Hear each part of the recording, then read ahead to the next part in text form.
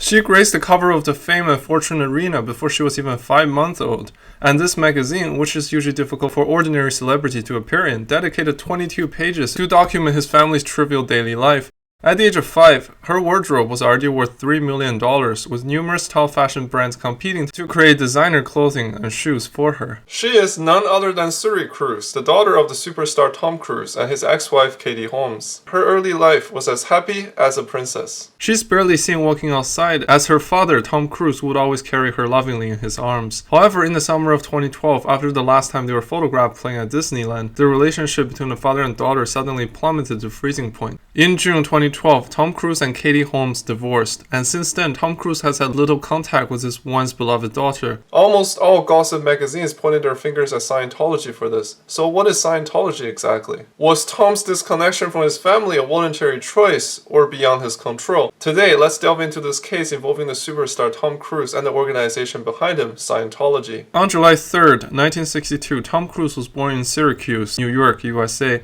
Unlike the invincible Tom Cruise we see on screen, his childhood was not as glamorous. Instead, it was filled with misery. Tom Cruise's mother was a teacher, his father an electrical engineer, and he had 3 sisters in the family. Tom Cruise's father had extremely volatile temper, and he couldn't hold on a job for long, which kept their family in constant financial hardship. At the age of 8, Tom Cruise started mowing lawns, raking leaves, and selling holiday cards to help support his family. Despite his efforts, he often suffered from his father's violent treatment. Whenever Tom Cruise even made a minor mistake, his father would irrationally hit and kick him. This violence left Tom with a profound sense of insecurity and a lack of basic trust in people. He described his father as a businessman who was also a bully and beat up children. Due to his father's frequent job changes, he and his mother had to frequently move around. As a result of this, Tom Cruise went to 15 different schools, making it hard for him to make friends and often subjecting him to bullying. In the eyes of his classmates, Tom Cruise was always the new student who wore the wrong shoes and had a strange accent. Every time a taller classmate pushed him or bullied him, he felt his heart race, sweated profusely, and sometimes even vomited. Meanwhile, despite his aversion to violence, Tom Cruise gradually developed seeds of violence in his heart. Sometimes he would think, you better hit me soon, so I can just fight you. In 1974, Tom Cruise's parents divorced when he was 12 years old. Later, Tom Cruise's father was diagnosed with cancer. Watching his father in his 40s being tortured by advanced stage cancer, Tom Cruise couldn't help but think how lonely life could be, realizing the depths of his poor relationship with his father. His father's indifference and violence weren't the only things that caused Tom Cruise's pain. At the age of 7, Tom Cruise was diagnosed with dyslexia, which made him feel utterly humiliated. Patients with this condition typically struggle to read, spell, and write. Tom Cruise once told someone that when he tried to focus on what he was reading, he would feel almost no memory even after reading to the end, leading to confusion, anxiety, frustration, and even anger. While reading, he would often experience unexplainable leg pain. He often described himself as functional illiterate during high school. He had to dictate his homework to his mother, who would often write it for him. Perhaps it was this bleak childhood that drove Tom Cruise to spend his entire life searching for a faith that could save him.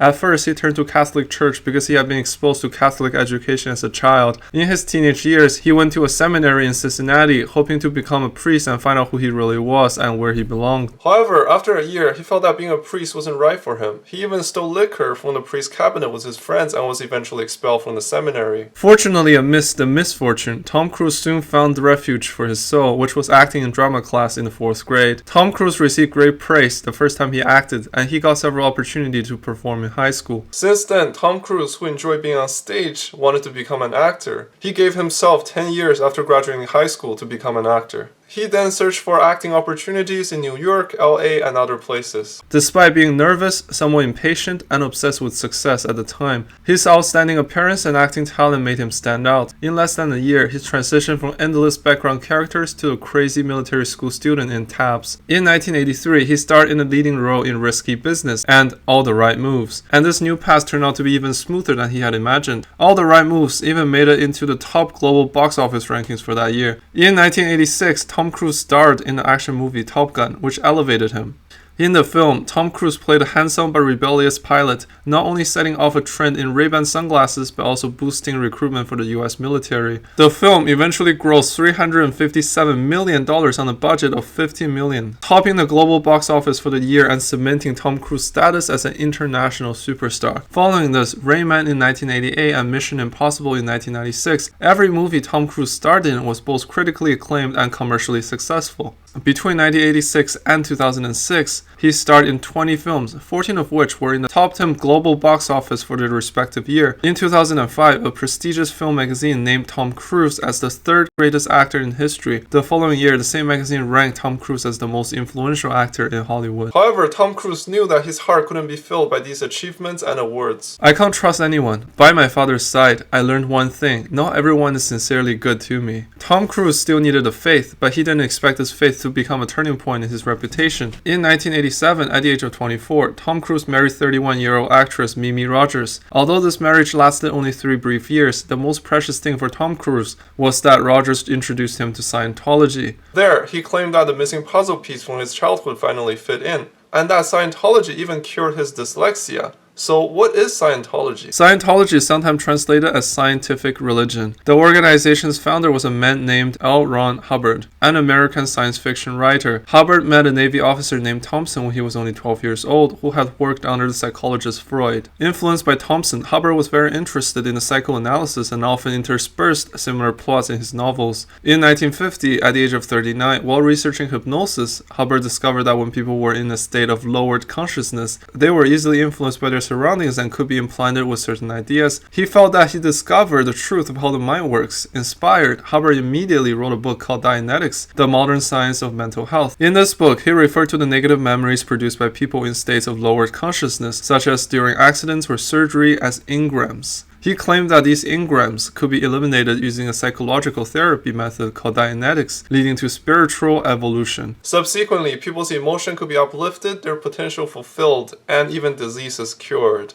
Of course, Hubbard didn't forget that he was a science fiction writer. He claimed that human had originated for millions of years prior and was originated from Venus. Regardless, Hubbard said, our present-day suffering is caused by the accumulation of engrams from past lives. To eliminate these engrams, we need to use Dianetic psychotherapy for analysis. The so-called auditing was also a concept created by Hubbard. Its process involved auditors asking questions and focusing on questioning the content that made the respondent feel pain and suppression. The respondent would then continuously recall and describe painful memories, thus releasing their emotions. Hubbard claimed that Dianetics had found a method to heal mental trauma, which conveniently appealed to many people with mental problems after World War II. Many people tried the Dianetics method with their friends, and for a while it became a very popular method, making Dianetics a bestseller. Hubbard didn't expect this at all. He didn't expect that his improvised therapy method could actually work. Was he a genius? So, he quickly established the Hubbard Dianetics Research Foundation in New Jersey and trained the first batch of auditors. At the same time, he invented an E to detect the spiritual quality of the participant during auditing sessions. When a participant tightly held an empty tin can, the pointer on the E-meter would swing accordingly, with the magnitude of the swing representing the depths of the engrams. This instrument, which quantified mental stress, attracted a constant stream of paying participants to the auditing sessions. The auditing scene could be described as lively, with drum beating, firecrackers sounding, red flags flying, and throngs of people.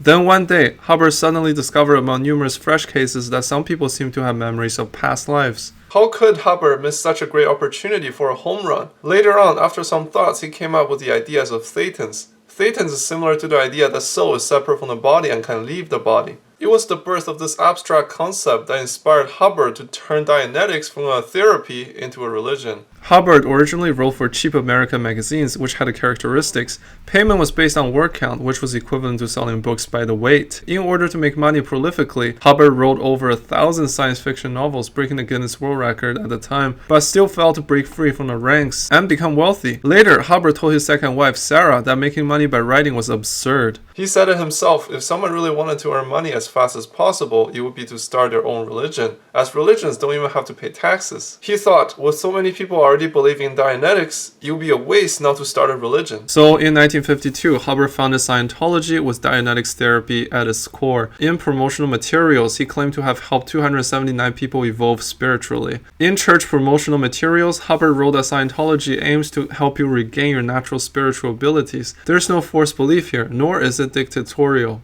On the contrary, the doctrine of Scientology is self-confidence for the believer. Joining the church is a journey of self-discovery. Scientology pursues a world without sin, madness, or war, where capable individuals achieve success, honest people gain power, and humanity is free to advance spiritually. This beautiful vision successfully tapped into the psychological needs of people after World War II, and as a result, Scientology quickly gained a large number of followers. Perhaps Hubbard was a really good science fiction writer who got sidetracked by religion because he was really good at making up stories stories. He claimed to be a nuclear physicist during World War II and was severely injured in one of the missions. He claimed to have been deaf, blind, and crippled while being captured, but later on he used a sacred method to restore all his health and vision. However, the production team of the HBO documentary Going Clear, Scientology and Personal Belief found medical records of Hubbard during his naval service. The records show that he only suffered from minor illnesses like conjunctivitis and arthritis, and Hubbard even failed molecular and atomic physics courses in college, so he couldn't possibly have been a nuclear physicist. But none of these seem to affect his fervent followers. The reason for this might be that auditing did indeed help many people alleviate their mental suffering. The process of auditing is actually quite similar to counseling, and many people say that they feel a sense of relief after auditing. However, to make the followers believe that their spiritual state has truly improved, Scientology has set up a series of personal growth courses. The result of these courses are linked to the spiritual level of the followers, with most important being the operating Thetan level 8, or OT8. Scientology claims that there's also a type of soul that can move objects with their mind, read others' thoughts, and even have the superpower of self-healing from cancer. The intro fee for participating in the course is just $500. However, to finish up the first 3 levels, you will require $100,000. The church sometimes award outstanding students to encourage other students to continue paying and upgrade their souls. However, this money isn't spent in vain. After completing the courses, students receive a mysterious gift. This gift is very special, and students need to carefully put it in their briefcases and not let anyone else touch it, because the energy of Scientology might harm those with low spiritual levels. Some people, after returning home, open their briefcases and only find that the mysterious gift is actually a science fiction manuscript by Hubbard. Well, it can only be said that he is a science fiction writer at heart. What's even more sensational is that graduates of the courses are eligible to receive an ultimate secret, how the world was created. I'll tell you the story now so it saves you hundreds of thousands of dollars. The story goes like this. Millions of years ago, humans lived in an environment similar to today's, wearing similar clothes, driving cars, and living in houses similar to today's, facing the same survival issues we face today, such as overpopulation and environmental pollution. They elected a supreme ruler to solve the survival problem. Alphabet injected some people with drugs, froze them, and then threw them into the space capsules that flew into a prison, which is actually Earth. Then detonated many hydrogen bombs near Earth's volcanoes, blasting the souls of these frozen people out. The blasted souls are Thetans, and Thetans are implanted with unified memory, including Jesus being crucified and so on. When a baby is birthed, a Thetan enters the baby's body and becomes their soul. There may be several Thetans entering the same body, and conflicts between several Thetans cause negative emotions such as depression and pain that we experience. I find this story a bit difficult to digest, but some believe it, and apparently many Scientologists believe it. Of course, there are also many dissatisfied followers who's been in the church for 7-8 years, spending tens of thousands, even hundreds of thousands of dollars just to hear a science fiction story. If that's the case, subscribing to Netflix might be more cost-effective. Anyway, by 1978, the Church of Scientology had reached a considerable size. They claim to have almost 50 church organizations in the United States alone, and 200 sects, and 10 million followers worldwide. However, the accuracy of these numbers cannot be verified externally. Over the years, the Church of Scientology has been controversial. If you search for Scientology on Google, you will find that some countries and religions define it as a cult. Among the dissatisfied followers, many also share the difficult process of leaving Scientology, as everything they say during auditing is recorded and could be used against them. Intimate relationships, sexual activities, criminal activities, all of these could be used by malicious individuals as material for threatening and blackmailing followers. Some also believe that this auditing method involves hypnosis and is dangerous. However, Hubbard has his own clever way of dealing with these accusations against the Church of Scientology. In 1966, he founded an intelligence agency called the Guardian's Office, where people learned how to anonymously threaten journalists, defame opposing clergy, and forge false reports, among other things. The church's public affairs spokesperson also had to undergo specialized media response training, so that after training, they could instantly know what to say and what not to say. Forbes magazine, the American Medical Association, the Better Business Bureau, and the American Psychiatric Association have all been countered by Scientology. Their usual counterattack method was to anonymously call the IRS, accusing the other party of tax issues. Hubbard's eldest son, Hubbard Jr., once said that Scientology is a game combining power, money, and intelligence gathering. In 1967, Scientology already gathered considerable fortune from writing books and auditing services. Then, of course, Hubbard tried to get tax exemption for Scientology, but was rejected on grounds that the income from Scientology went into the purse of Hubbard's family.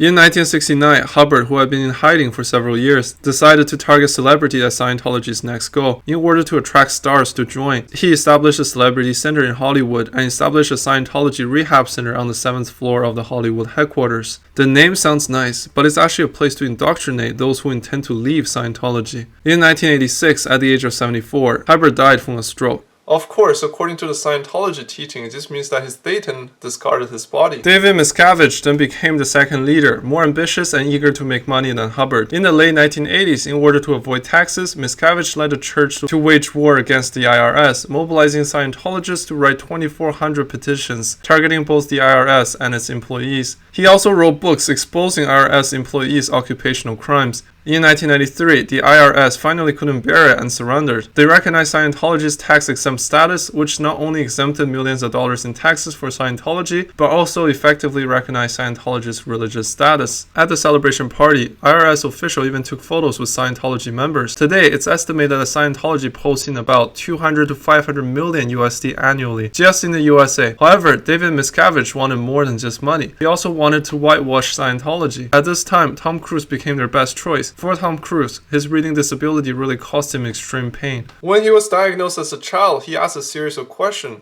What is normal and who decides what is normal? I don't understand what abnormal means. Wanting to solve his own problems, he began studying psychiatry, but soon found these labels are meaningless and did not help him at all. So Tom Cruise was very averse to psychiatry. He once said bluntly on NTC's Today Show, "I have never agreed with psychiatry. It's a pseudoscience." Tom Cruise has also been actively seeking new treatment methods. In 1987, at the introduction of his first wife, Cruise was introduced to Scientology. Perhaps auditing made him confront his childhood pain, or perhaps other members of the church gave him great encouragement, and miraculously, Tom Cruise's reading disability was cured. This major breakthrough made him trust Scientology immensely, to the point where he felt he could safely interpret Scientology's merits while acting. Scientology also gave Tom Cruise enough attention. In a Scientology convention video, Cruise addressed thousands of believers, with current leader Miscavige standing by his side. At the end of the speech, Tom Cruise made a very forceful gesture of respect to the portrait of founder Hubbard. From then on, every marriage and romance of Tom Cruise was under the shadow of Scientology. In 1990, while filming Days of Thunder, Tom Cruise came across his second wife, Nicole Kidman. Although Nicole also joined Scientology with Cruise, she did not buy into the church's brainwashing, probably because Nicole's dad was a clinical psychologist. During their 10 years of marriage, Cruise's relationship with Scientology became increasingly distant, and he attended church events less frequently. This made church leader extremely anxious. Miscavige immediately arranged for private detectives to investigate Nicole and listen to her phone calls. He even tried to brainwash Nicole and Cruise's two adopted children, making them believe that their mother was hindering their family's spiritual progress. On the other hand, the church arranged a lot of auditing sessions and analyzed them carefully, trying to convince Cruise that Nicole was the problem to his soul's advancement. In the end, they divorced in 2011, with Scientology giving Tom Cruise an additional 3 years of auditing. 3 years later, in 2004, Tom Cruise was finally re-indoctrinated. Seeing Tom Cruise, who had been regained, the church leader realized that no one was more suitable than him to endorse Scientology, so he immediately awarded him the Freedom Medal Valor and produced a 30-minute video praising Tom Cruise's achievements in promoting Scientology to 1 billion people. Tom was also very energetic. Without the hindrance of his wife, he began actively evangelizing to those around him and worked hard to secure Scientology's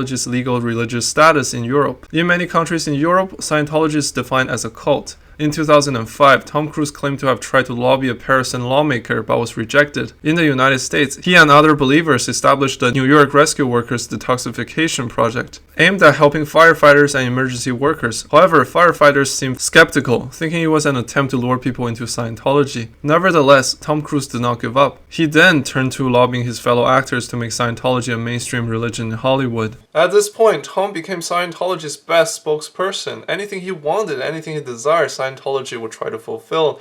Cars, airplanes, farm in the desert, you mention it, he'll get it. There were even rumors that just because Tom Cruise mentioned wanting a girlfriend, Scientology immediately arranged a selection of potential partners for him. These rumors first appeared in October 2012 issue of Vanity Fair magazine. According to the report, in 2004, the leader of Scientology planned to select a reliable companion for Tom and initiated a selection process within the church. Iranian-born actress Nazanin was fortunate enough to be chosen because the church deemed her an extremely malleable member. In order to make Tom Cruise like the arrangement, they removed her braces, changed her hair color, and carefully selected high-end clothing and accessories for her. Additionally, because Nazanin had a boyfriend at the time, Scientology made her break up with him. After signing a confidentiality agreement, Nazanin flew to New York and became Tom Cruise's girlfriend. They got along quite well, but Tom was very furious at her one point when she did not show enough respect to the church leader. Soon after, they broke up. Afterward, Nazanin complained to a friend and a church member, but when the church found out, she was punished by having to kneel and scrub toilet and floor tiles at midnight.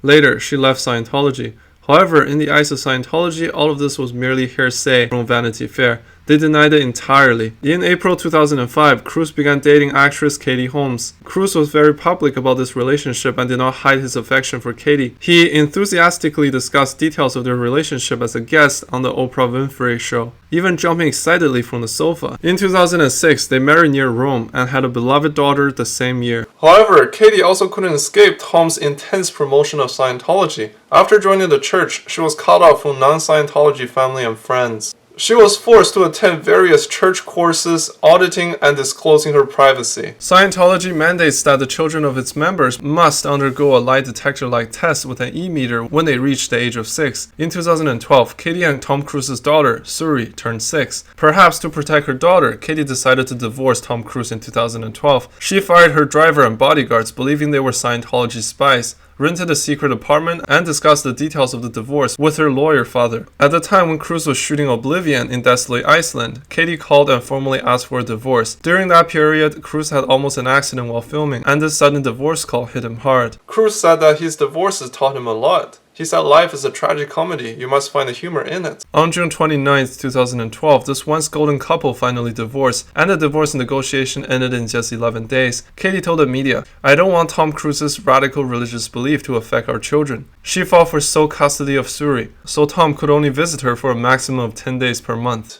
However, Tom never used this right. He never visited Suri, not even one time. One might wonder why Cruise, who is so smart and having suffered through his father, would become such a fervent believer, and even at the cost of avoiding his own family. The truth may be that Tom Cruise isn't naive. In the HBO documentary Going Clear, Scientology and the Prison of Belief, you can see two completely different types of followers within the Scientology church. One type is those who eventually leave the church, condemning its spiritual control and physical confinement. The other type includes celebrities like Tom Cruise, who shine brightly and praise the church endlessly. Another Hollywood actor, Leah, who left the church in 2013, said Tom Cruise's position within the church was above all others. In 2005, Tom Cruise faced setbacks due to PR crisis and tabloid attack on his image. And later, disagreement over box office shares and production philosophy led to a rift with Paramount Pictures. However, none of this could stop him from returning to the top. With films like Mission Impossible, Ghost Protocol in 2010, Edge of Tomorrow in 2014, Top Gun Maverick in 2022, and more. He not only won 3 Golden Globe Awards, but also became one of the highest paid actors in the world.